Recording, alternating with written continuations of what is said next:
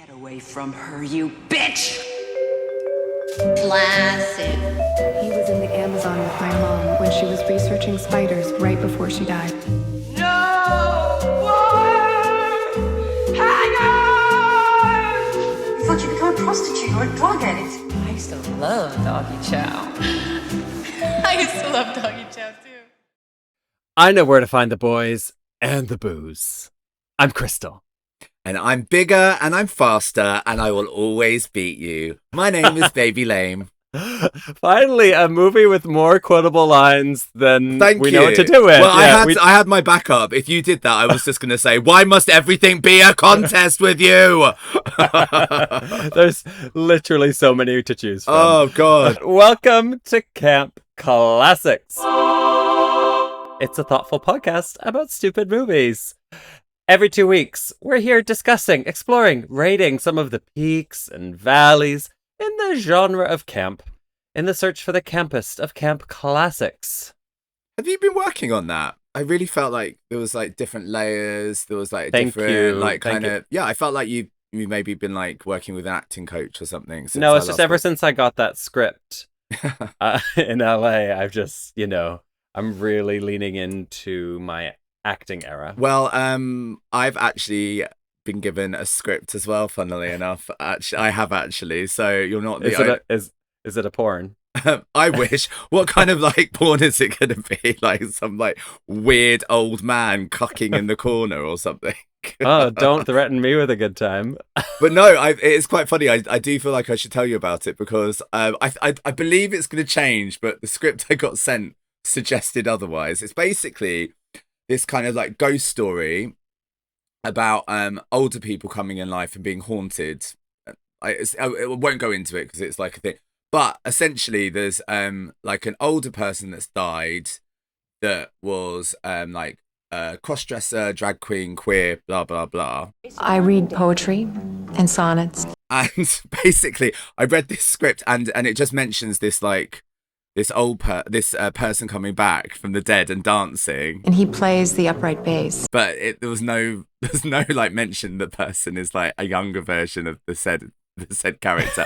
So it's basically this like old man that is dead, and I was like, oh, so that's the part that I'm That's being for me, is considered it? for. Yamakipiebo, sedere facebo, indog Latin me quote. I mean, I still haven't confirmed it, and I don't know if I'm going to get the part, and I still don't know if that is the thing, but actually it might lead on quite nicely to the film we're talking to today, and maybe I could take some prosthetic inspiration as a little teaser to what we're talking about. UJ, sophist array!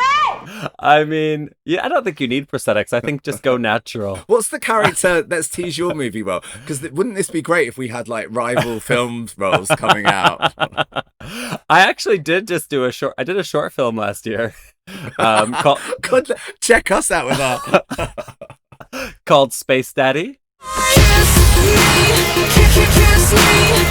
And I play an alien daddy who knocks someone up with an alien baby. Oh, Yeah. is it out at the moment? I think it's actually going to like a film festival next month. Can we review it? No. Oh my God, we are reviewing you. Bonus episode on the Gatreon. I am going to do a deep dive review of Space Daddies. What's it called? My 3-minute short. What's it called? Space Daddy. Space Daddy. We'll do it as like a mini. We'll rate it. Show me to me, please. Great. I just got really warm thinking about that. I feel very uncomfortable. Oh my God. No, that's sensational. We'll do it as like a bonus one on the old chart. I love that. Well, speaking of the Gatreon, we have one.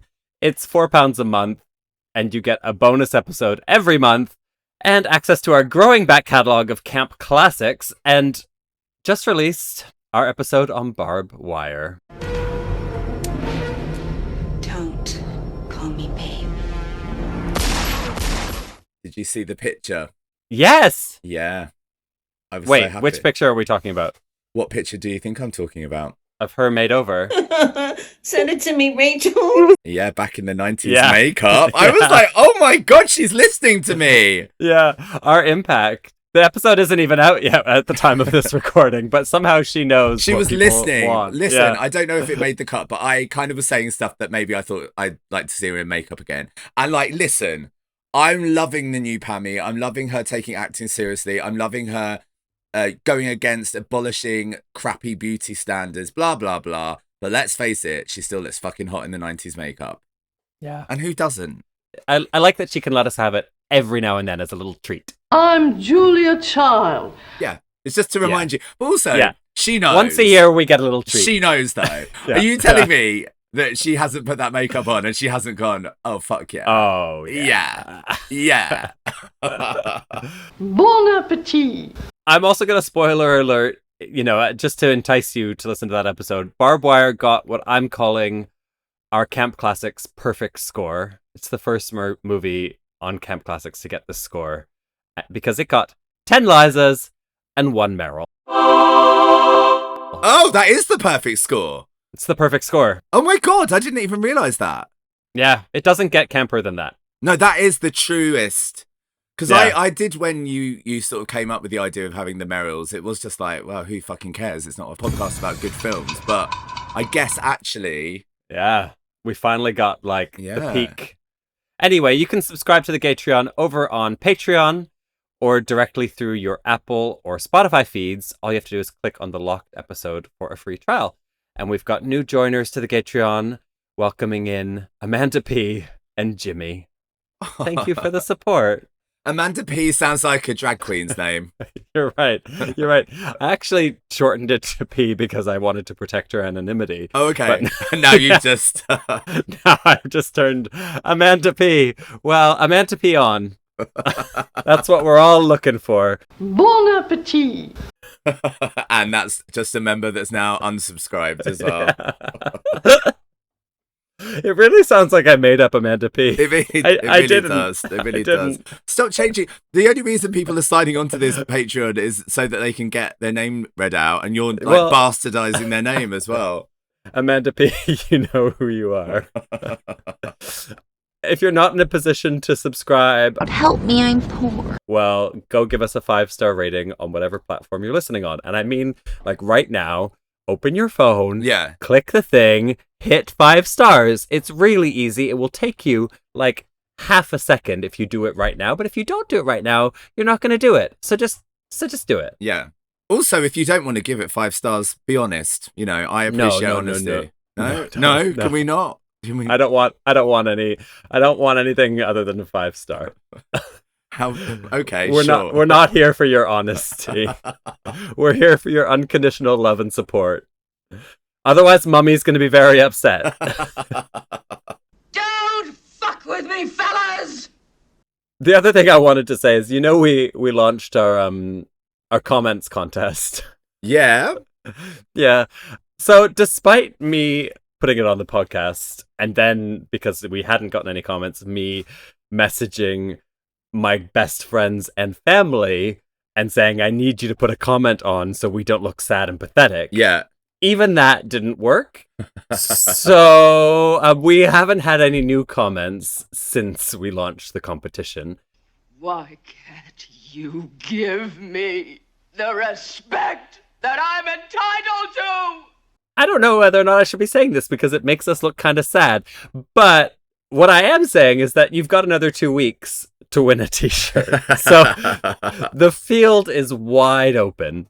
But I think in keeping with what we're looking for in a camp classic, which is underdog flop vibes, it seems completely appropriate. Why can't you treat me the way I would be treated by any stranger on the street? Yeah, that's so true. That's so true. Anyway, here we are begging for one review so it can win a t-shirt. Yeah, that's it. We actually have 2 t-shirts to give away, so we need 2 comments. Any 2 comments at this point will do. Maybe this will start a feeding frenzy and we can actually pick between Again, I think you're digging a deeper hole, and I think this is going to make us look even more sad and pathetic, unfortunately. So, yeah. There are hundreds of people listening. Just leave a review. But now they have power over us. Because I am not one of your fans! Oh, Yeah, God. we're their little bitches now, aren't we? Yes, we are, Daddy. Yeah, Daddy. Well, speaking of little bitches, I guess we should probably bring our guest in. Oh, little bitch. But wait. Before we go any further, actually, baby, what makes a camp classic? Well, a camp classic, everyone, is something that unlocks queer joy. We want an ongoing legacy. We want something that is stupid, something that informs queer pop culture and is anti-mainstream, has underdog. Oh, God. We want it to be an underdog gem, basically. But yes, I'm actually having a stroke because we're doing this podcast, so I apologize. Cool. Well, that just means more airtime for me. And Great. And that's very Joan Crawford, I feel. Yes, I do as well. I don't even think I'm Christina in this plot. I think I'm fucking Carol Ann the maid. I have so much to say about Carol Ann. Oh, but my before God. we go any further, I think we need to bring in our special guest. You've heard them on the podcast before. And can I just quickly say something? I would like to think that if this person adopted me as their stepmother, they would treat me like Joan Crawford treats Christina. I think there would be very similar energy. You'd be so lucky.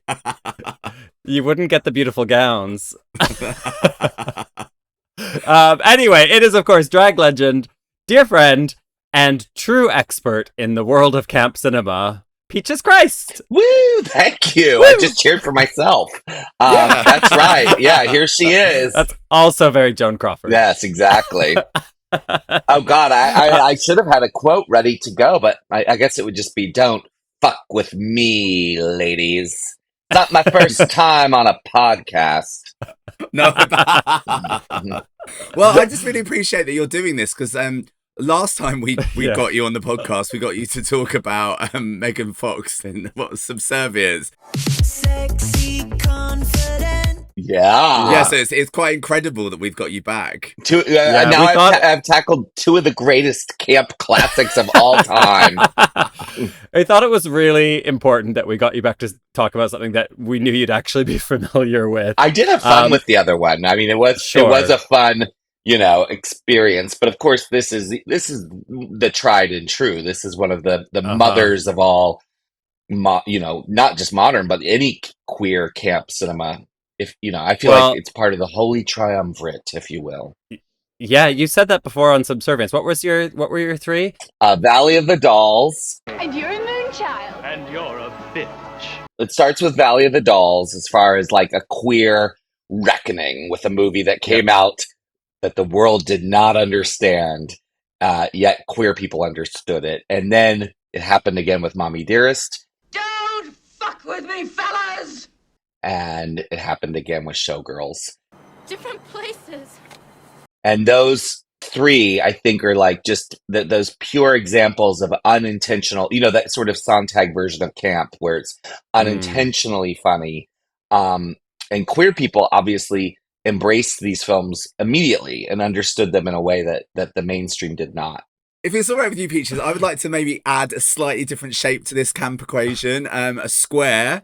I think we should add Basic Instinct 2, Risk Addiction. Yeah. No arguments there.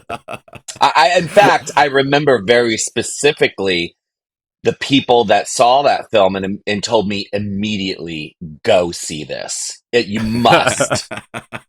Which I think is probably what it was like when, Mommie Dearest came out. I think there was probably these queer people who were telling their friends, like, do not miss it, I mean, I've just got a vision in my head of one of your drag parody shows of you being driven in a car, wanking off some footballer hottie, and then like driving off as the opening scene. I don't think there's an audience for it, but I would pay to see that show, Peaches, just saying. So yeah, I mean, but we're here to talk about a different classic, though. Much as I'd love to talk about Basic Instinct 2 all day.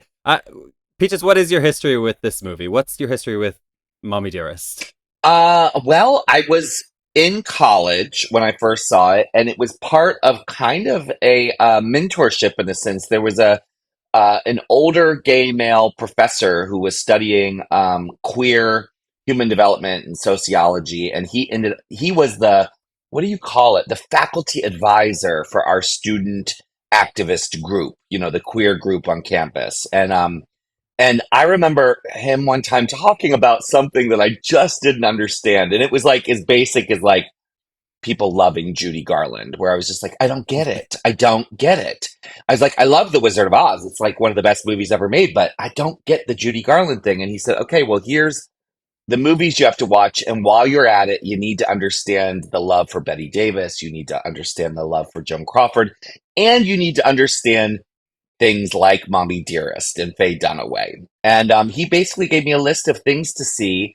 And I did watch things like Mildred Pierce, which I think was really good for me ahead of Mommie Dearest. So I actually knew more about Joan Crawford. A lot of people, I think a lot of American young people, especially, if you're not, a boomer, you might know Joan Crawford most from this movie, from Mommie Dearest, right? So for me, it was kind of a thing where I had heard of Mommie Dearest. I knew what the phrase meant. Kind of knew what the movie was about.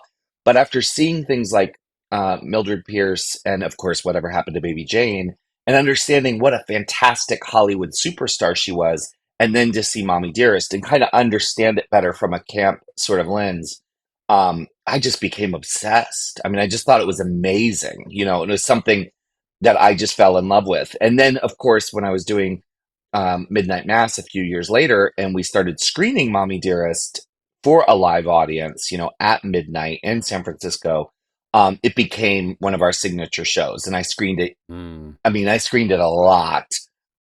Eventually, I created a show called Mommie Queerest, and then that play, which was presented before screenings of the movie, ended up evolving to the point where we just sometimes would just do the play. So I've had a long love affair with this film. How many times do you think you've seen it? Oh God, a lot. I mean, it's hard for me because I feel like as an aging drag queen who has written a ton of shows and produced many, many, many events celebrating movies, it's funny. There are some I really do know backwards and forwards. I would say that Mommie Dearest is almost one of those. Yeah, I think I've probably seen it, I don't know, maybe 40 times, like realistically, Your poor brain. It explains a lot. No, but my brain is not my problem is I don't retain information. And I feel like my brain is like a hard drive that's been overloaded. And so my brain will absorb new things, like this week I'm learning a song because I'm doing a punk concert tomorrow night. So I've been focusing on memorizing lyrics to a couple songs. And I believe that in order for me to do that, my brain has pushed other things out. And I've lost things. Yeah. I'm exactly the same, but it just means you get to learn things again, and and then they delight you. They delight you all over again. That's exactly right. That's a good way to look at it. Yeah. I feel like I learned so much researching for this podcast, and then as soon as we're on to the next movie, I forget everything about the last movie. So I could do it all again and be like, "Ooh, yeah, yeah, exactly."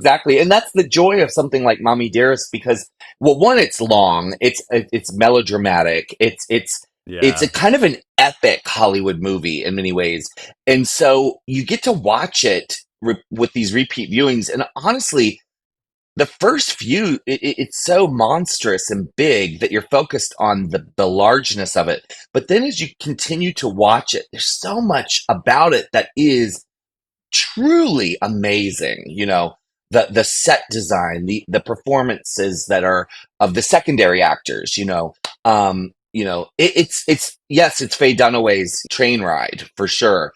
But all the trains on this, journey are quite fabulous. And so I love when you watch something that you think you know so well, and then you pick up some new thing or you see something you hadn't seen before.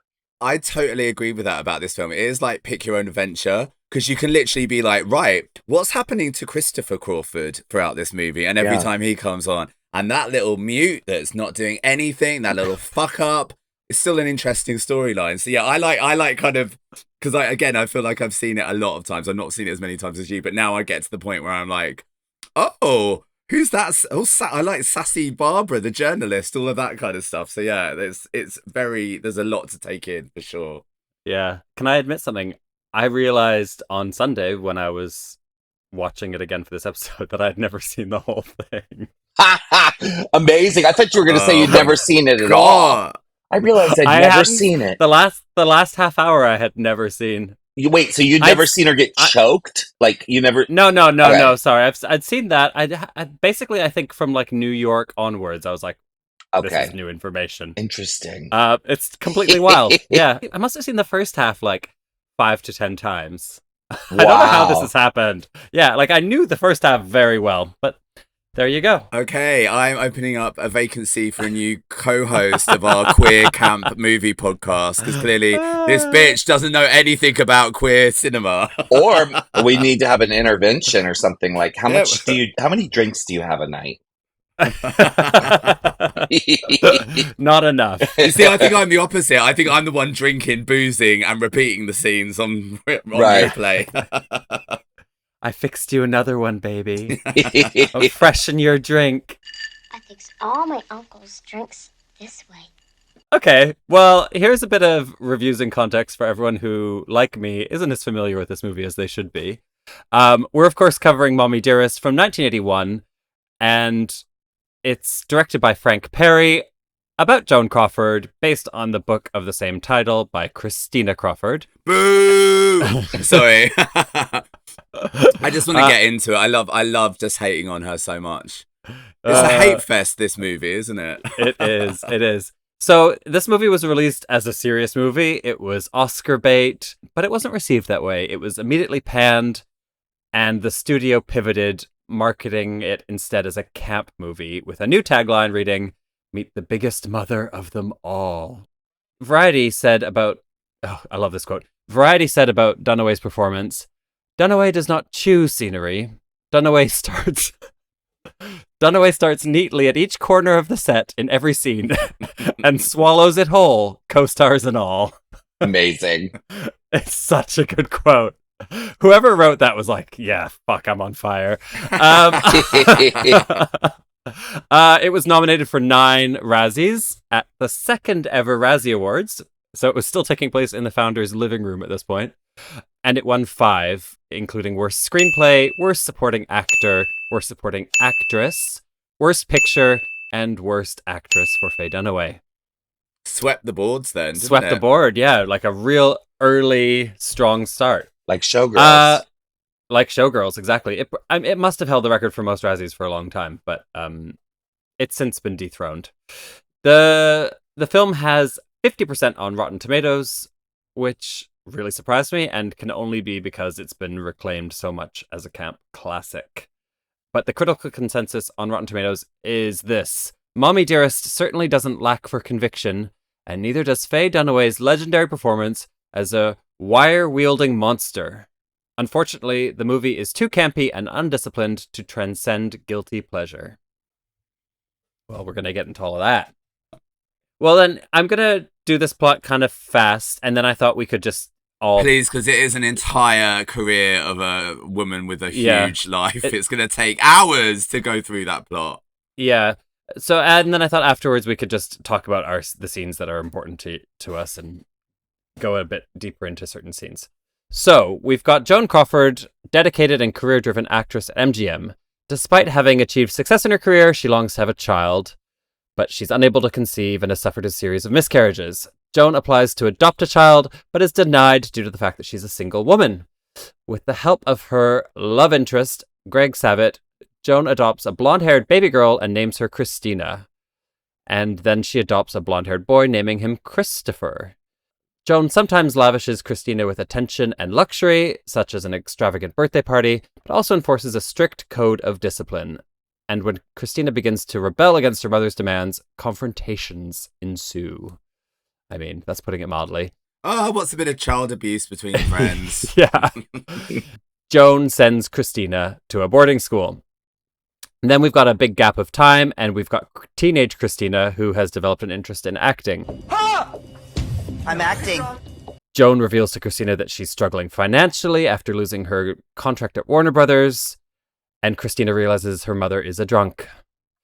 Sometime later, Joan has met and married Alfred Steele, president of Pepsi Cola, and moves to New York City.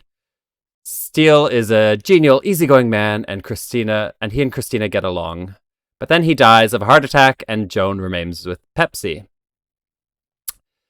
Christina begins acting in Manhattan, eventually landing a leading role in a soap opera, and Joan and adult Christina maintain a polite yet tense relationship as they lead their separate lives. Though tension still exists between the two, Christina believes that they have put the past behind them and that in her way her mother does love her. Years later, when Joan dies of a heart attack in 1977, Christina and Christopher attend the reading of her will and learn that Joan has disinherited them both. Christopher states that their mother always has the last word, but Christina asks, does she? And after a melodramatic pause, repeats the question, conceiving her autobiography. Oh, God, such a good moment. It's such an incredible moment. And yet, it's a reverse, does she? Because she still looks shit in that terrible wig. So I'm like, imagine. It feels like Joan Crawford has directed the ending of that film because she's managed to make sure that Christina Darling looks absolutely fucking terrible. Yeah. Okay, well, I think we should start at the beginning of this movie, which is Joan's morning routine. I mean, sensational. You don't see Joan's face for the first 5 minutes of the movie, and you just see her getting ready for her day. And it's basically that influencer who went viral with the 3 a.m. wake up and the ice bath. It's like, it's all done. It's really, really, really fab. I love it. She's like scrubbing herself to shit. Yeah. It's so cool. I mean, it's like in Death Becomes Her when she's wearing the strappy head harness as well. It's like modern influencers just saw Mommie Dearest and Death Becomes Her and were like, let me get in on that. Yeah, I mean, it seems like cold plunges are all the rage, right? Like everyone's talking about a cold plunge, and it's like, hello, Joan Crawford was doing a morning cold plunge on her face every day. You know, that sometimes these old Hollywood beauty secrets are repackaged and quote unquote reinvented, but really they're not. It's been around for a long time. Yeah, I love her morning routine. I love the opulence of the opening of the movie with the music is so beautiful and the credits are so, luxurious, and, she lives in this beautiful mansion. I mean, the Hollywood glamour of it all is very well presented in the film, I agree. Her shower has 3 heads. Yeah. That shower shot of her, standing center frame with the three sprays of water kind of hitting her and her throwing her head back and getting all wet. I mean, it's just perfect. It's just she's a sensual woman, isn't she? Yeah, she sure is. I'd love that on my wall. Actually, a photo of that. It's so great. We did an ad for Mommie Dearest a long time ago where we took the video, but we superimposed my face over her actual like nude body, like with me. Making the faces. It was just so ridiculous. Now you're talking. Yeah. So good.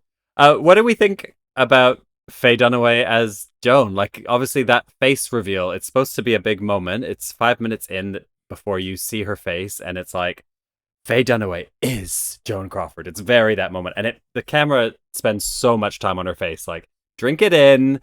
You are watching Faye Dunaway as Joan Crawford. Let's go. It's so camp. It's fabulous. I mean, it's camp in the best way. Like it's over the top, and she twirls around in that chair, and it's almost like she's directly looking at the audience, in this intense way. And I mean, it is obviously a interpretation of Joan Crawford, right, by way of Faye Dunaway. That being said, though, her look is so spot on that as someone who's promoted both this movie and other movies that actually star Joan Crawford, you'd be surprised at how many people in the press and elsewhere have incorrectly used photos of Faye when talking about Joan. Like some of the makeup and the hair is so spot on that people who should know better actually get it mixed up. Historically. Yeah. So, I mean, it is camp, but it is believable enough. The recreation of that visage is pretty spot on. Well, Yeah. I would just like to interject here because I don't know if either of you have read Carol Ann's diaries, the Mummy Dearest diaries, which is just Yes. the worst book ever, might I add. Really? So yeah, the actress that played Carol Ann, Rutanya Britannia. Alder. Yeah. Yeah, have you met her, Peaches? I feel have. like Yes. Yeah, what Yeah. is she really? She's like, the book seems that she's just milking the slightest information of working with her. What's yeah. your take? Absolutely. I think that she realized smartly that people desperately wanted a fly on the wall. Yes, they wanted someone who was there, someone who was in the room, and I totally get that. I mean, that's exactly how I am with, like, you know, my friend Patrick Bristow, who was Marty in Showgirls. Like, what was going on? How did it work? What was the dynamic? What was Verhoeven saying to Elizabeth? Right. So I think Rutanya, I don't know. I think that you say Britannia, I say Britannia. if she was fat, I would say Rotundia. But she's not that fat. She is, you know, I think both capitalizing on having been there, but also delivering what a certain group of us want, right? Which is totally. a first-hand account. It. Yeah, exactly. But I literally, like, the juice was, it's like, oh, Faye took ages to be kind of like set and lit, and you know, it's and not demanded reading. Right. It's not as scandalous as we might, you know, have thought, right? But in terms of the look, there was something that she mentioned that I thought was fascinating, because apparently in this movie they brought one of Joan's wig designers out of retirement to come and work on the hair, and they used some of the original wigs from some of her previous pictures. But then apparently Faye Dunaway saw Goldie Hawn in the film Bird on a Wire and was like, who is doing Goldie's hair? I need to have that person. And apparently sacked Joan Crawford and was like, I whoever's doing Goldie's like little shaggy blonde thing, that's who's doing Joan. So I just love that straight away, that 80s-ness, the star power of Faye Dunaway is not stopping herself from looking shit hot. So I mean, it's gonna be a running theme throughout this episode, isn't it? The Faye Dunaway versus the Joan Crawford, and like the blending of the two. It's so fascinating because you're right. Like sometimes the look is so spot on, and like I think even that opening shot, you're like, wow, this is so good. And you look at side by sides of them, and you're like, these people look so similar. And then there's a couple scenes in it, you're like, I think I'm in 1984. Yes, for sure. For sure. And I think with the Mommie Dearest, you know, the over the topness, the sort of insanity of it's an interesting thing to think about now, because when that movie came out, Faye Dunaway was the big movie star, right? Like she was massive. Bonnie and Clyde was like such a huge, you know, film in Chinatown, and you know, she was a movie star. And then you look at her portrayal of what she and the director, obviously, and the writers thought Joan was like. Now, all these decades later, knowing what we know about Faye that we did not know and audiences did not know then, which is that she can be quite hysterical on set. She can be very demanding. She can be abusive. I forget what the story about her throwing the food at the person and calling him gay boy. You know, she's been. I would love that if Faye Dunaway threw something at me and called me gay boy. I would literally be rolling on the floor. Right. I mean, and so she's notorious now. And what I think is interesting, especially now that she's actually talking about it, and you know, I'm assuming you've both seen the HBO documentary Faye. You have, right? I haven't seen it. No. You fucking cunts! How dare you do an episode like this? No, you should watch it, because I think one, it's very touching. It's a portrayal of her looking back on her life. She talks about Mommie Dearest, and she very much owns her bipolar diagnosis. And and talks about it in a way that is really kind of heartbreaking and honest and revelatory. And her son is in it. And when he talks especially about this period of her life, it's rough, right? Like, you know, she's had to really kind of realized that some of the stuff and some of the behavior was connected to a mental illness that she wasn't aware of, right? Huh. So it's an interesting thing looking back on Mommie Dearest now because you go, huh, I wonder like how much of that portrayal of Joan Crawford is Faye or is it Joan? You know, like Yeah. I think there's some and there's probably overlap between the two of them, Mm. you know? Yeah. That's fascinating to me that I didn't realize that she'd been diagnosed bipolar, and it actually takes a bit of the joy out of the movie for me because I really just enjoyed Oh no, thinking about Faye you can Dunaway still have joy. as right. But do you know what I mean? Like one of the things I love about it is how much of a first-rate bitch Faye Dunaway seems, and it's just fun. It's just fun to kind of watch movie stars be that. I mean, you don't want to be in their crosshairs and you don't want to be on a set with them, but like I love picturing someone being that big of a diva. That's too bad that it was from such a dark place. But the thing is, though, it's like obviously there's been so much talk about the monsterification of Faye Dunaway's portrayal, but it is such an intensely performed role.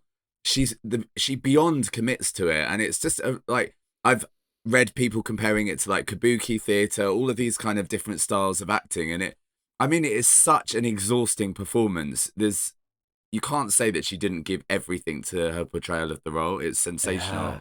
I think it's brilliant. I think she in the movie is fantastic. Yeah. And, you know, and I guess what I meant about when you see the documentary, it's not so much of what she brings to the performance in Mommie Dearest. That was her interpretation of what she believed, you know, Joan Crawford could have been like. I actually think that she was finding connective tissue. You know, actors pull from their own experiences to play other people, right?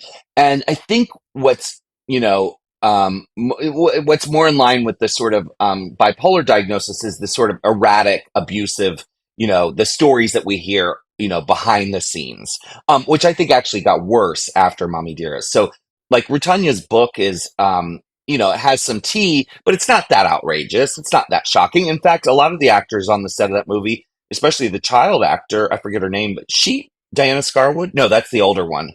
But the younger Christina. Yeah. You know, talks about how wonderful she remembers Joan being, and you know what I mean. I love to see when she grabbed me with the scissors. She says that it was really, really intense, but like she was, you know, like Joan. See, here I go. Faye was, you know, concerned and wanted to do it right, and no doubt Faye Dunaway was a fucking pro. You can't turn in that performance and have it be that legendary without it being a pro. And I think it was John Waters who very keenly observed that if the script had been different, we very well could be looking at the exact same performance with a different script winning her an Oscar, right? Like, Totally. but the script demanded that she scream for an axe. You know, the script demanded these things but if you look at her actual execution, it's amazing. She's doing what the script wants her to do. Totally. Yeah. I love as well. I was reading, apparently Betty Davis really hated Faye Dunaway as well. And I just think that's such a gorgeous connection. I'm like, how perfect as well. It's like, yes. And Joan Crawford apparently said before she died that she really loved Faye Dunaway and thought she was a star and one of the only women doing Hollywood right anymore. So there you go. Yeah. Imagine that as a co-sign. Yes, I please. know. Yeah. The other thing, like the other things that I've heard is that Faye comes from a method school. And so you never hear about someone doing method and then the people on set are like, and she was a joy to be around. Right. It's always like, it makes people insane. But you do get some really cool stuff out of it. She apparently was like holding her jaw in such a way, which is part of what gave her the Joan look.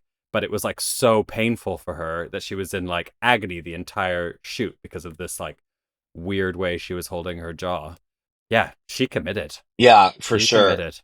No, she's extraordinary. I mean, the movie is really quite good in many ways. But there is that point in the script where, you know, it goes a step further and then another step and then another step, you know.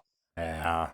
Should we talk about that haircut scene a bit? Yeah. Oh God, the haircut on that girl throughout the film, though, the wiggery of it all is. I mean, was Faye Dunaway signing off on her hair? Because that little ringlet blonde, that is out of a bag. That is from a costume shop.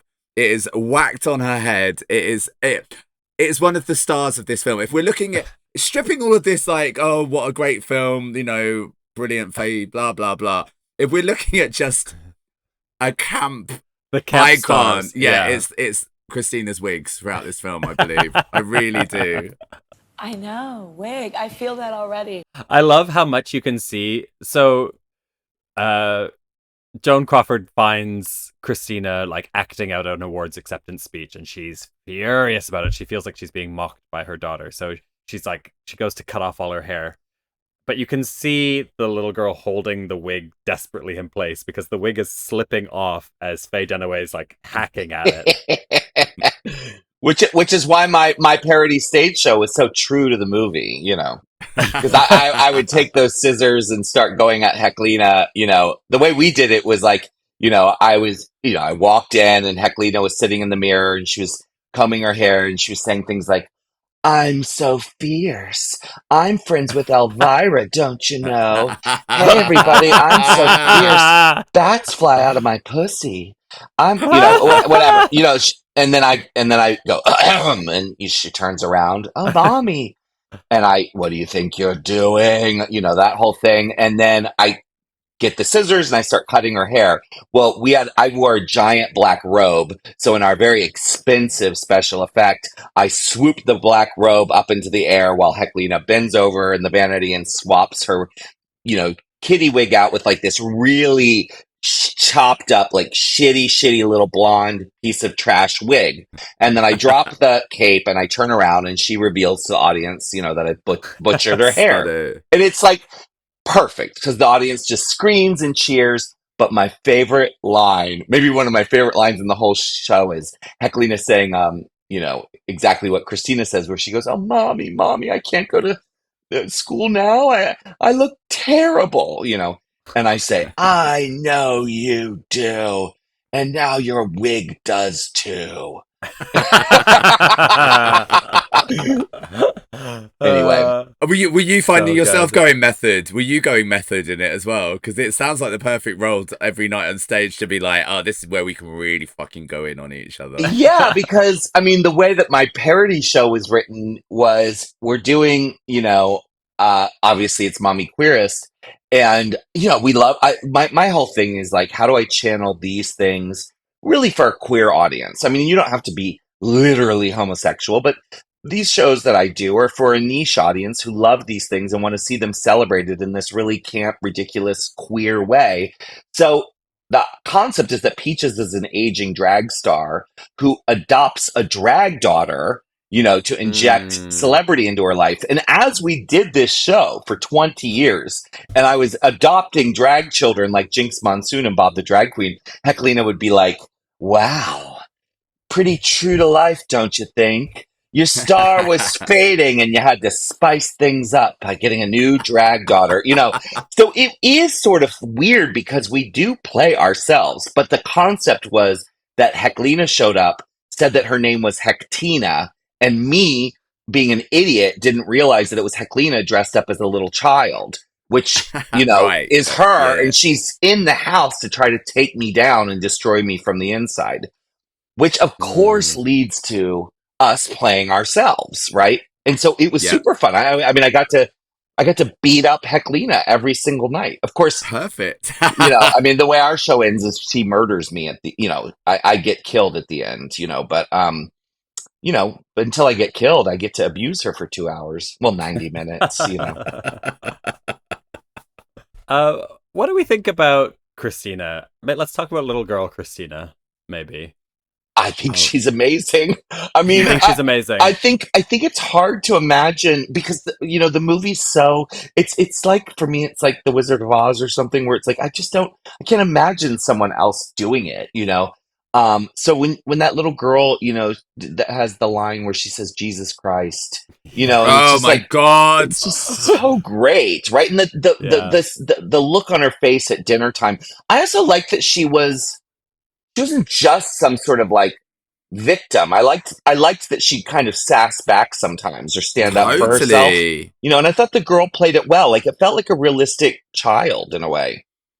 And it's Yeah. like the kind of back and forth between them is Yeah. so consistent from the get-go. Because when I do screenings of it, I divide the audience into teams and I give them masks, and you're either team Christina or team Joan. And it's great because it's literally like you can score like who's winning, and it's like the back, and it Oh my literally is down the God. middle because it's like Everything's a Christina is competition now. yeah, she's a sassy little bitch, isn't She she? is. Yeah. So who wins when you screen it? Who gets more Well, points? it all depends on how the audience go with it, but it's Ah. like there are equal moments throughout the film as well, and then but also there's then the joy of like booing the dirt community. There's a lot of Right. hate. It's a hate along, but Yeah. I think the actress that plays both Christinas are brilliant. I do think, too. Yeah. My favorite bit with young Christina is the scene where she's making drinks for So Joan and great. her boyfriend, and she's just the look on her face. You can read so much into it, but it's like there's like a bit of evil. There's a bit of like kind of sexy, menacing something going on. It's like really, really weird. It's a really weird scene, but it's like I think it's my campus moment with her. I fix all my uncle's drinks this way. I gotta say, I find some of the abuse scenes kind of hard to watch because I think that they What? just. I know. They're I'm wonderful. sorry. They're pure I joy. know. What's wrong with you, Crystal? What happened to you? Baby's I'm rolling eye her rolling eyes. so Yeah. hard. Baby literally is masturbating during those scenes. Harder. Look, I'm gonna read you this quote from Guy Lodge in The Guardian, who kind of echoes what I feel sometimes. Oh, what the fuck do they know? Look, I think it's an interesting No. conversation. But let's not, baby. Let's not suppress Okay. the sensitive amongst us. Each time I've seen Mommie Dearest, its most violent scenes startle me anew. I find the harsh physical vigor of Dunaway's performance, combined with the piercing, uncontrolled sounding pitch of young actor Mara Habel's screams, profoundly uncomfortable to watch and hear. Can I be alone in this discomfort, or have audiences over the years collectively decided to override the film's gaze, making a joke of these scenes so as to make them easier to endure?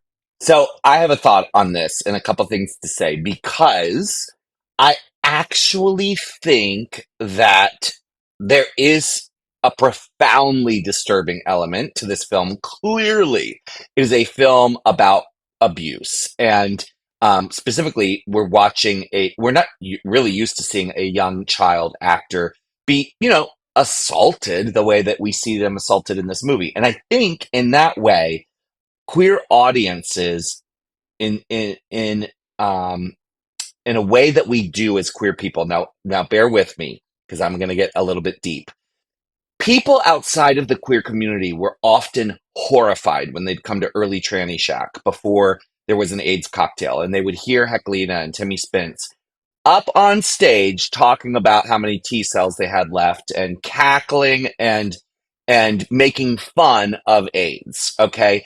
I believe that part of our coping with horror in our lives, whether it be AIDS or child abuse or gay bashing or homophobia or racism or all sorts of things, there has been an underground embracing of wicked humor amongst our community, of laughing at what shall not be laughed at as a survival mechanism. And I think when audiences saw this movie, I think it was disturbing, and that the queer response to it being disturbing was, it's only a movie. Look how ridiculous this is. It's a movie. Now, that being said, is it disturbing when you forget that it's a movie? When you forget it's Faye Dunaway? When you picture them as mother and daughter? Absolutely. And I one time screened the movie in Switzerland, of all places, where I was asked to program a series of movies for a film festival it was when All About Evil, my film, was new, and they said, we'd love you to screen 5 nights of movies that inspired All About Evil. So I screened Faster Pussycat Kill Kill, I screened Female Trouble, I forget what all, but one of the movies was Mommie Dearest. because a lot of the films I was choosing were about grandiose egos and larger than life women on screen, and being wicked, and being, driven by narcissism. And all those movies got a great response, except for Mommie Dearest. The audience, it was an underground film festival, so the audience wasn't as queer as we might have thought, right? And that audience hadn't been exposed to the idea that this film was camp.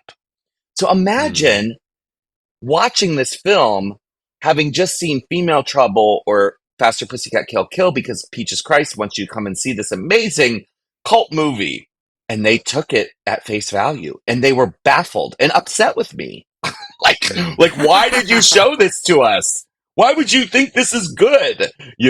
And that really clued me into like, oh yeah, this movie it's different for different people depending on, the way you're looking at it. So yeah. And the way you watch it, like Yeah. the context you watch it in, is it in a fun, raucous, joyous atmosphere, or, is it by yourself on a Sunday night on the couch? Yeah. That makes such a big difference. Huge. I think for me personally, it is like, as we said, I agree that this film with Faye Dunaway, made with a different script, potentially a different director, and I think you'd be talking at a very, very different outcome, a masterpiece and an Oscar-worthy film. And I think because there are so many elements about this film that aren't that, it just allows me to kind of enter this portal of like a ridiculous, overblown world. And as I said, like, I see the role of Christina from the get-go. We know it's her story. We know it's her book. I see her as this like equal character that is like fighting her. I think it's like this, that theme that continues between mother and daughter, that sort of cliched trope that they're always going to battle to the end. I just think it's fucking joyous. And I think I can view it with such like just a kind of a fun gaze. I don't connect, but that's not saying like, I'm sure if Julianne Moore was playing this role, I'd be crying. I'd be like deeply, I totally hear you. I think thinking about it as like a reclamation of abuse that a lot of gay people experience themselves, or even just like being a disappointment to their parents, that really helps me kind of contextualize it. I think that's really interesting. What if it's just fun? What if it's not that deep though? I know, but I'm just saying from my perspective. But I'm it just is, saying, your perspective is, baby, you, me, a lot of our friends, we have wicked senses of humor, and we think things are fun that the mainstream may not. And that's probably intrinsically connected to our queerness. Probably. Yeah. That would be my argument, Totally. Yeah. And I mean, it's not the first inappropriate thing I think I've ever laughed No. at. I mean, look at you. Look at you. I also really like that perspective. I think it's super valid. It's just, watching it, prepping for this, those scenes did make me feel a bit like, oh, this is kind of hard to watch. And it's juxtaposed with watching Faye Dunaway like overact so hard. Mm-hmm. You're kind of like laughing at her and then also like feeling this weird way for the kid. I don't know. I found that kind of a weird juxtaposition. But that said, like when Christina is older and they have that choke out and the slap off, I am so on board for it, because it feels like it goes fully into the farce at that point for me, because I guess the child isn't involved, and I guess because I know that child. One of the things that bothered me researching this episode was like that child actually got stabbed by those scissors, and they had to stop doing takes because she was covered in red bruises from Faye Dunaway actually squeezing the shit out of her. And it's like, I know I'm being sensitive, but at the same time, it's like, oh, it's hard to know that. Whereas when they're older, it just looks so silly. And I'm like, well, they're on equal footing here. Like, she can give it as good as she's taking. It's absolutely fine. And the choking is just so silly. And I'm like, here for that fight. It's funny how you mind. That's showbiz. That's showbiz, though. If you want the role, you've got to take the punches. You must be choked out by Faye Dunaway. Judy Garland in bloody Wizard of Oz, like the things she went through. That poor witch in the Wizard of Oz with her lead poisoning. Yeah, it's showbiz, babe. Yeah. Oh my God. Yeah, it's one of those things where as you're talking about it, I completely agree with you, Crystal. I agree with you that the stuff with the comet and the wire hanger, especially the child screeching, is rough. I think that if that had not led to the chokeout stuff, I don't know, and the Bring Me the Axe and some of the other really over the top camp stuff. I don't know that the wire hanger scene is the big camp moment that everyone thinks it is. It's actually a big moment that's really impactful and really over the top and really disturbing. But because of all the other stuff that's so kind Yeah. of joyously over the top and kind of almost fun, bring me the axe, and Yeah. being choked out on the coffee table while the, Harper's Bazaar reporters in the other room. And, Barbara, please. I'm not one of your fans, right? Like, it's Yeah. so fabulously camp that it's almost like that's how we deal with the wire hanger scene, and maybe why the wire hanger scene became known as the big camp moment. I actually think it's the hardest moment in the film to watch. And in fact, almost to the point where, like in Showgirls, there's a rape scene towards the end of the film Yeah. that I actually just I never have gotten on board with it. I've never been able to watch it and find any semblance of fun. The rest of the movie, which is filled with misogynistic tropes and horrible ideas and terrible, bullshit, all the worst of male writers and directors, is fun. It's really, really fun. But that rape scene is just too brutal. It's too real. And I think that the wire hanger scene is just on this side of camp, if you know what I mean. Like, I feel like I totally get what you're saying, Crystal. Yeah.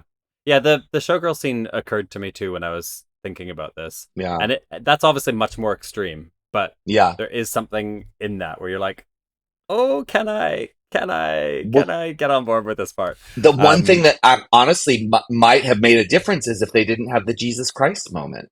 It's almost like at the end of the scene, she's saying to you, don't worry, I'm an adult.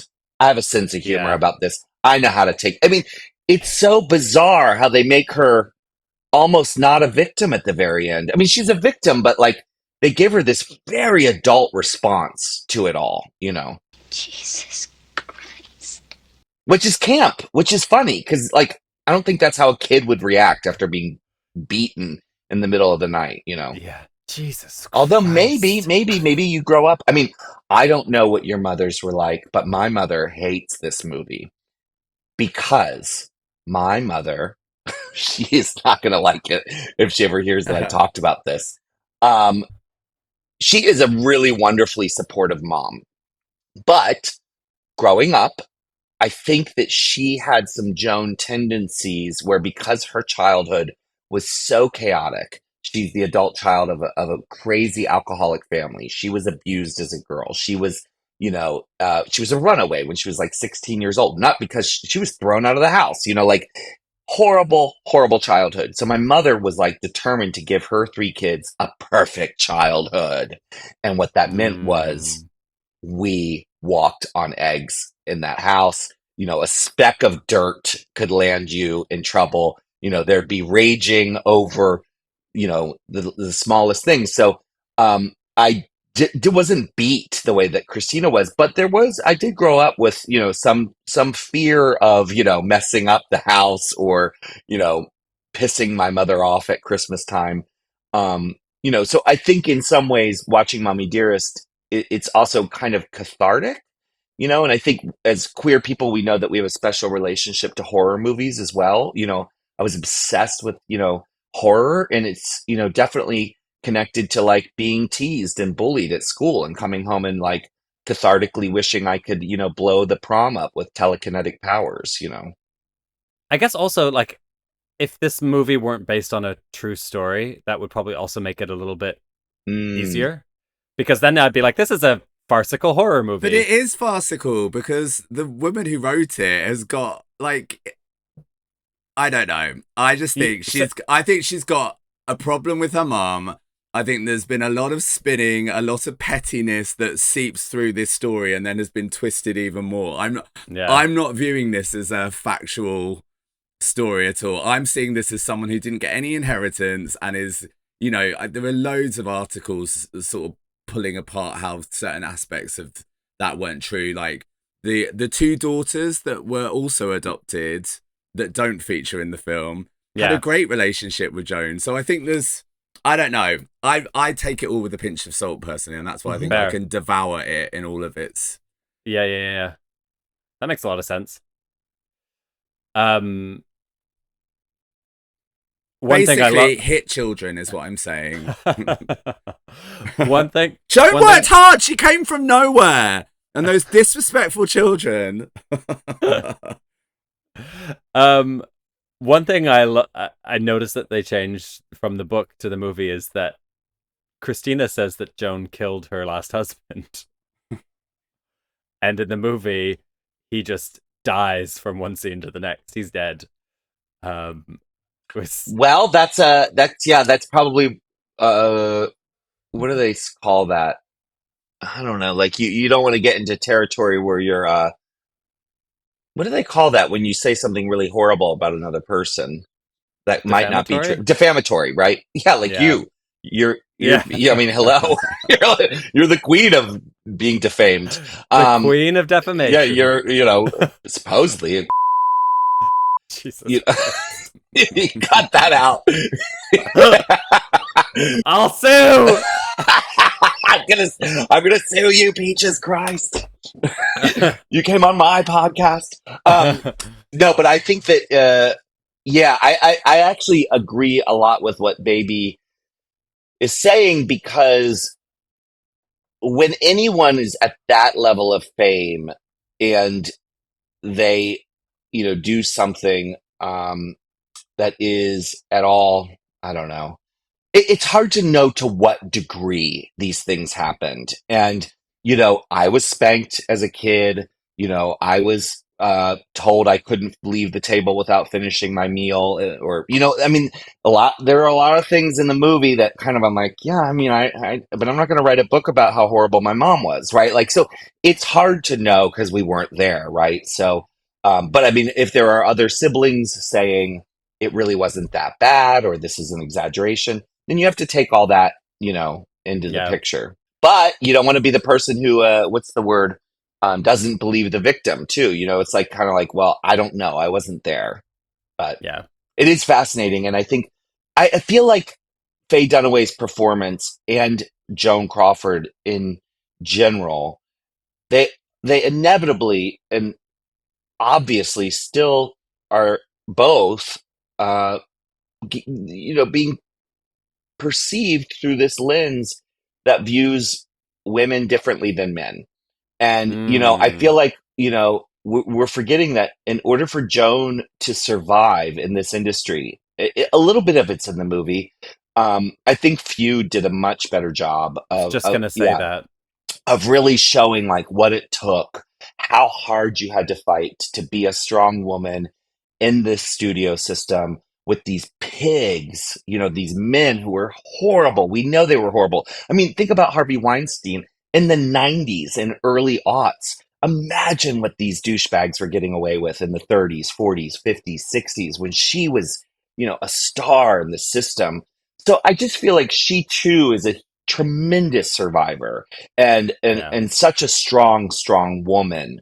And I feel like I wish that the movie reflected a little more of that, just as far as Joan Crawford herself, but also I think when Faye was being ripped to shreds, and I defend Elizabeth Berkley in the same way, when Faye's career was just being chewed up, it was like, wait a second, some man wrote this movie, some man directed this movie, this woman had a director. Faye Dunaway, it was not like she was just told to go do whatever she wanted, So I think that there's these things where when men turn in these really campy, over-the-top performances, and I always talk about, Al Pacino and Scarface, it is a ludicrous, insane performance. That it is not, there's no reality where someone behaves that way, but we love it. We applaud it. Jack Nicholson in any movie.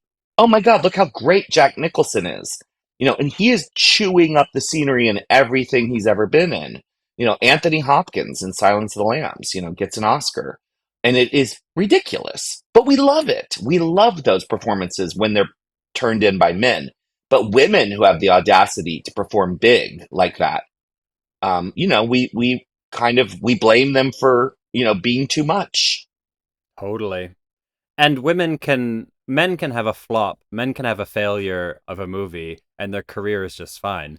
But Yeah, as soon as a woman has one, Elizabeth Berkley, Faye Dunaway, yeah. like the list goes on and on and on. It's like, oh well, their career's over. They no point in booking them anymore. They're done. And we know that Yeah, men were sabotaging these women's careers, yeah, and I bring up Harvey Weinstein again because that's how recent it's been. Oh, Mira yeah. Sorvino, you won't suck my dick? I will destroy your career. I will make you disappear. And he did. Yeah. This is the culture that these people are performing in.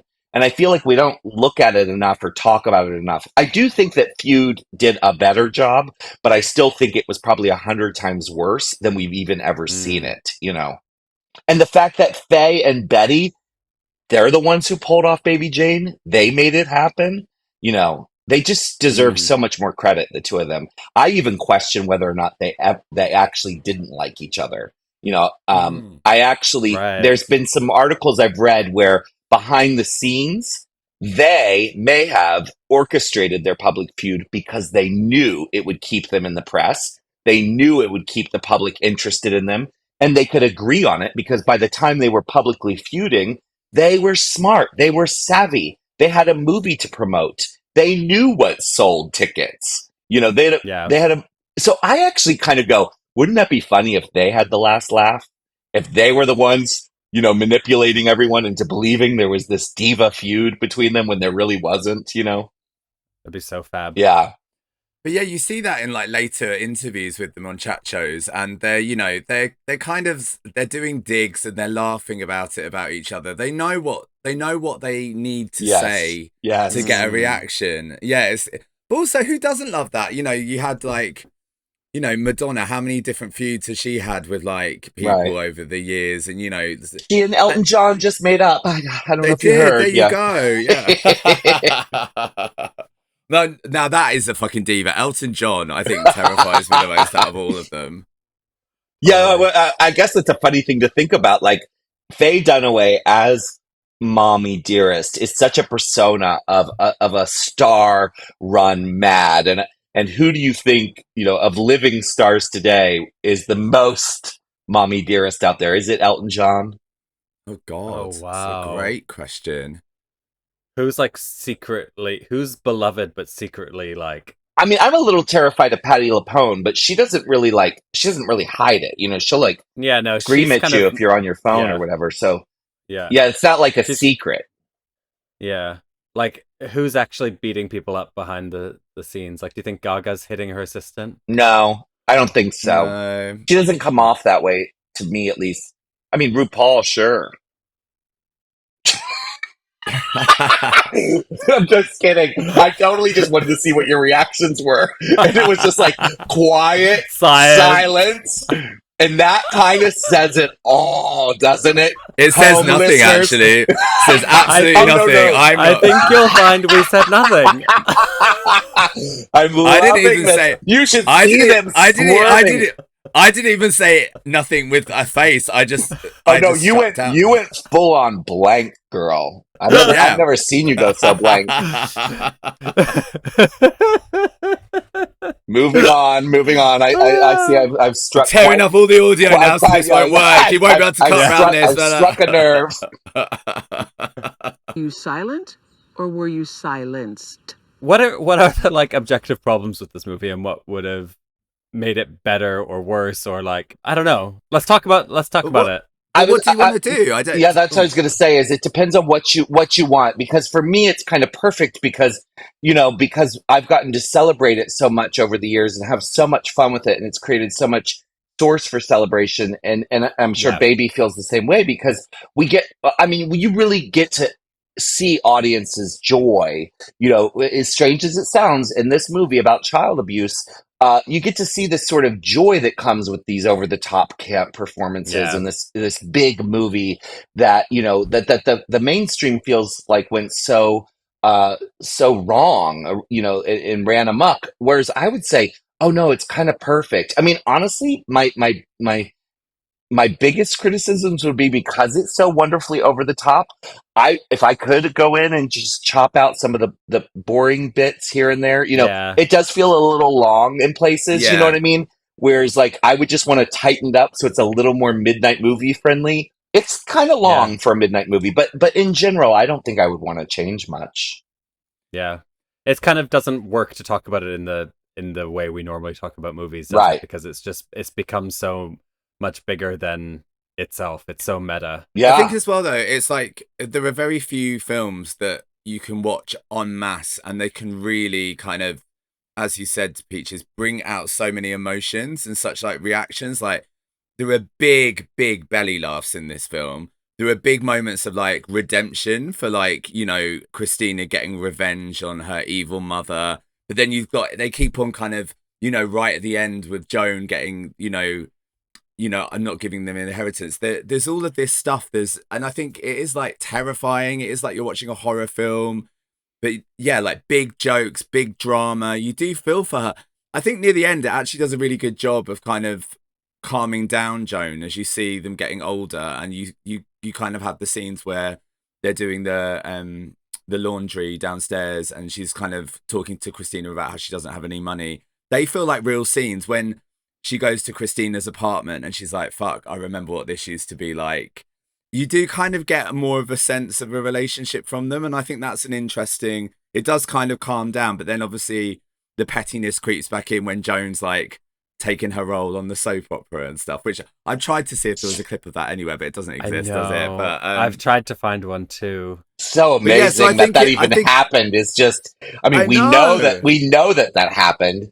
It's not like you can say, "Oh, the movie's being ridiculous." Oh no, that fucking happened, And it's like no matter what you can argue about whether Joan was this far overboard or not. It's like, yeah, but she did take her daughter's role on that soap opera, and she did not leave her anything in the will. I mean, there are things that we know are factually correct, And I agree with you, baby, that like, even though the movie sort of, there is this sort of more tempered tone at the end, you still all the way through get another great line of dialogue. So like, just when you're like, oh, it's getting a little, this is a little dull, you're like, that "don't fuck with me" line is coming around the corner, and the "boys in the booze" line is on the heels of that. There's always something that's gonna like, oh yeah, here we go. Yeah, And that back in, doesn't and it? that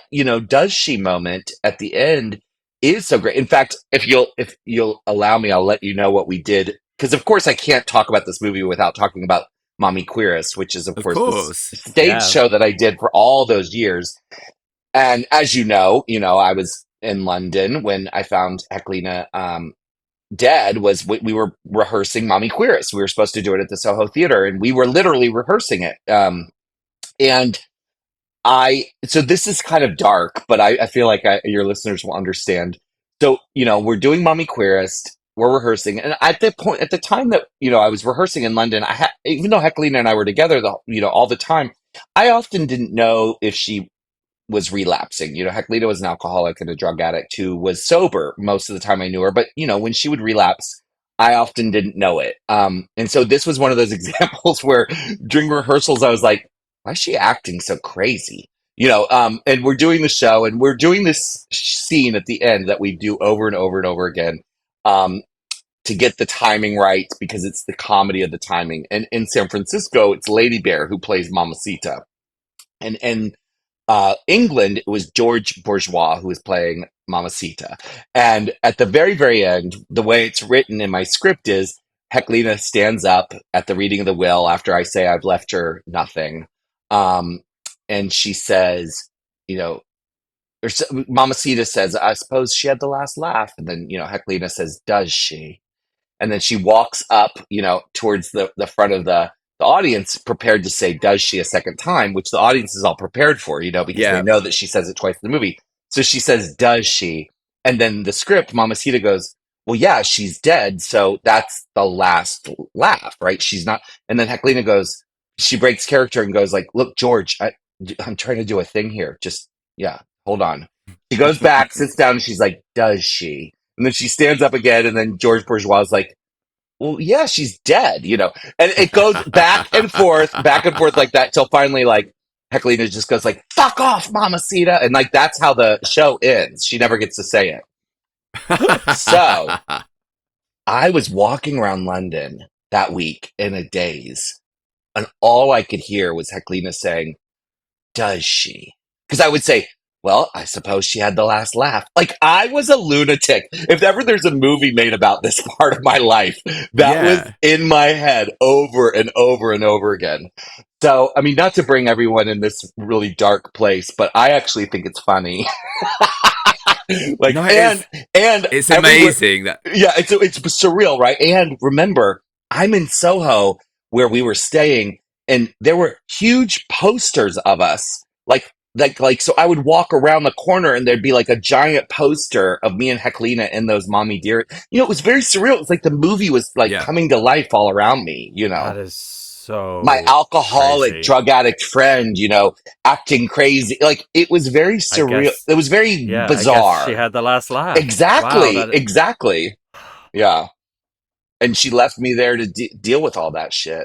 But yeah, it's such a surreal connection to this movie, isn't it? Like how it's affected you, like, as you said, from like before you kind of made this your career, and it was kind of taught to you. And then you learn to love it, and then it's built and it's become part of your career, and then it took you to all of these places. And then and then it's got this like fucking otherworldly connection. You know, Faye Dunaway said she thought she was haunted by Joan Crawford. I feel like it's actually you. Yes, exactly. I'm haunted by all of them.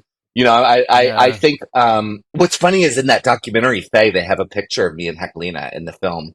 When she's talking about all the Mommie Dearest response and the, you know, all this, they cut away to me and Heclina in the birthday costumes. So I was really flattered that, and I guess I must have, maybe I signed something saying like, I don't remember. But I, of course, I was so excited when people told me that we had made it into the movie. So it has been an incredibly strange and wonderful journey. And at one point, Jinx, she saw Mommie Dearest and she was obsessed with it. And she was like, I want to be in a version of this. And I was kind of like, you know, this show is written for Heclina and me, and we've done it for all these years. I couldn't imagine doing another version of Mommie Dearest. I feel like I've done mine, but you should, you know, we talked about maybe her doing another version, maybe she and Dela or something. So when I got back to San Francisco, and it was probably, you know, last year at some point, you know, when time had passed, it was really nice to have the LGBT Historical Society here, who has the Peaches Christ Archive and the Heclina Archive, where they store a lot of our stuff for historical purposes, which is so surreal to say. But I donated all of our costumes. So like our birthday girl dresses, all of our different looks from the show now can be seen at the GLBT Historical Archive in San Francisco. Wow. Yeah, it's nice. I love that. And they were so excited to have it. And those dresses, those birthday girl dresses, we had and we wore for over 20 years. And what I was showing the historians was the back panels that had been added over the years. You know, I was like, here's the first set of panels that were inserted. It was like both she and I must have been growing the same amount at the same time, you know? But that's what I find so sort of interesting about like the relationship between like when films become a cult film, because ones that are like lucky enough to be that enduring and last that long, they become bigger than the film. And it's like, you know, there's a reason why all of this stuff that you've had from the show is being archived and is being put into like museums and stuff. It's because you have been part of that legacy of making the film last longer. Do you know what I mean? It's like passing it on to new audiences. And I just find that so fascinating that it's like, it's now you're part of that history as well, because you've been one of the factors of sort of exposing it to bigger audiences and taking it on. It's pretty fucking amazing. I mean, it's surreal to me because it just feels like we were, you know, we were just kind of carrying a torch. The one that I would actually take the most credit for would probably be Showgirls, because we were screening it when nobody else was and nobody wanted to do it. But when I started doing Mommie Dearest, I was not the first drag queen to do it. And I love that I'm part of this lineage of queer people who celebrated this thing. Well, that's already ticked a box for me. Ongoing legacy, which is on our fucking checklist. I mean, proven. Yeah. I think I knew you were the right person to do this episode, but I hadn't realized the extent to which that was true. It's like, it's really cool to hear your stories about it. Oh, Well, thank you for the personal ones too. It's just amazing. Yeah, to be honest, I was a bit eye-rolly about doing this one on the podcast, just because it is what it says it is. Like, well, we've never done it on my podcast. Okay. Yeah, it's tough, right? Like, one way, it is the mother of all camp movies. I mean, truly. So part of me is intimidated because there's so much to say. There's so much to say. And then another part of me is kind of like, what more needs to be said? Do you know what I mean? Yeah. Like, and I do feel equally tugged. So actually coming on your show has been lovely because, I get satiated for a little while. Yeah. There is so much to say. I mean, we could talk about it for another 3 hours, Oh God, totally. I think we will need to do another part. I think we will need to break down this a bit more. I think this has been like a great intro, and sort of as Crystal said, sort of your experience of it is so deep and it's so like nuanced. It's really interesting to explore that. But yeah, like we need to talk about bloody Carol Ann's prosthetics at the end. We're running out of time. I know. I was just about to say that. I'm like, we have on the important issues. I've got lists. I know. Well, Child abuse. Who cares? I want to talk about prosthetics and how she can't move her face. I was about to ask you all like what your campus moment was, but I was going to use it as a vehicle to talk about Carol Ann's prosthetics. So, should we talk about Carol Ann's prosthetics just really quickly? Yeah. Did you? I mean, that Faye got the actress who played her she made her keep going back to the makeup trailer to make her uglier. Yeah. Because Faye did not want someone pretty on screen with her, which I love that already. But then the fact that Carol Ann just gets older and older and older throughout the movie. And Faye Dunaway, nothing changes. She's in that coffin looking the exact same as she did when the movie started. Yeah. It's so amazing. Listen, Kris Jenner. Yeah. Madonna. Demi Moore. All of these women are going to be exactly the same when they're 30, 40 years older. And the help are going to be old. Yeah. Touche. I mean, the help's not doing an ice bath in their face every morning. That's the thing I loved about that book. I'll go into it very quickly. But it really talks, and bless her, and I appreciate her getting her coins and spreading her story. But it really reeks of someone that just hasn't had much of an acting career, because it's just like, the director said that the work I did on that scene was really sensational, but they had to cut it because Faye saw it, and it's like, baby, the film is already really long. Like, and there's also this other section where she talks about how evil Faye Dunaway took ages to be filmed in her coffin because it just took so long to get the lighting right, and they went over schedule, and it was only featured for a couple of seconds, which meant that her scene, the reaction scene, was cut and never got to be shot. It's like, like that was going to change the bloody outcome. How could you convey emotion wearing that much bloody prosthetic? But again, I love that like the kind of levels of pettiness underrunning through this entire production. The costume designer apparently hated Faye Dunaway and like said like, oh sure, you can come into her dressing room, just chuck a ribeye steak to distract her. All of that. The underbelly of this film is toxic, and I'm here for amazing. it. I mean, how can a movie be so meta that it's based on a like traumatic tell-all, and then the filming of it inspires another traumatic tell-all? It's just. And I was actually invited last year to do. Have you heard of? There's a new book about the making of Mommie Dearest that came out last year. It's called With Love, Mommie Dearest, the making of an unintentional camp classic. Okay. It's actually really good. It's a little more, it's good because it's it's this queen who did a bunch of research and then wrote a book based on a lot of testimony from a lot of different people. I think you would enjoy it because I think it gives you that sort of like, well, this person said this and this person said this, and you're kind of left to sort of figure out like, what might be true. Which is what The Feud was based on, wasn't it? It was based on the Divine Feud book, and again, that's a sensational book because you're getting so many different accounts of both of them, Joan and Betty. Oh, I'd have to check that out. Yeah, I think had to watch Faye's documentary as well. Yes, this is your homework. Has Britannia Alder done a documentary? I don't think so. You bitch. Listen, if she ever came to London, I would be the first person to want to do a screening with her. I stan her. Not after she hears this episode. I know, really. We better rate this movie. So, Merrills. Bon appetit. Quality of the movie. How many Merrills are we giving it out of 10? I would say 7 or 8 for me. It's pretty gorgeous, isn't it? Gorgeous. Yeah. It's strongly acted. Delight. Yeah.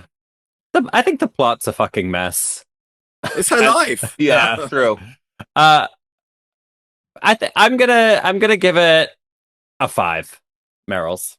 Okay. I'm gonna give it 7. Groundbreaking. And then Liza's. Oh, I wonder what it's gonna get. Well, it has to be a 10. It has to be a 10. And I'll fight anyone that says it's not a 10, right? Are we fighting? So what's the Liza qualification? Oh, sorry. Liza's is the camp factor of the movie. How camp is the movie? Yeah. Yeah. I mean, it's the mother. Yeah. It's like, you want to understand camp? Watch this. Yeah. Yeah. Absolutely. I've got nothing else to add. You're correct. But that does not mean I support child abuse. No, but it does mean that child abuse is camp. So there we go. Jesus Christ. Peaches, thank you so much for being here. Thank you. Thank you for having me. It's been really, really guys. great. Can't wait to have you back soon. Really appreciate you. All right. Thank you. Bye, y'all. Bye. Thank you. And we'll be back in 2 more weeks with another camp classic. Away from her, you bitch! Classic.